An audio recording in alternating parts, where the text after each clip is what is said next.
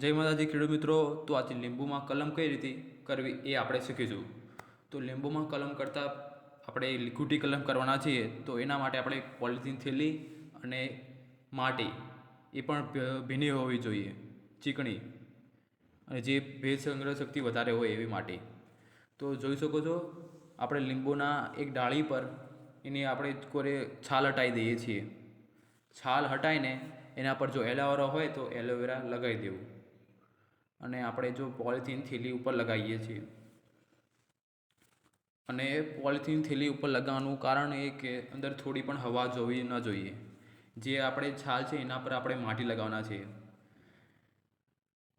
અને તમે ગમે તે કલમ કરો તો એ જૂન જુલાઈમાં કરવી એ સારું રહે, કેમ કે વાતાવરણમાં 100% ઉપર ભેજ હોય.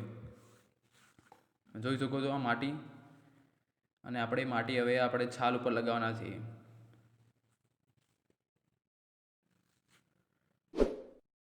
જો હવા અંદર ના જાય એવી રીતે આપણે પેક કરવાનું છે. જો હવા ગઈ તો આ સક્સેસફુલ નહીં થાય, ફેલ થઈ જશે આ કલમ.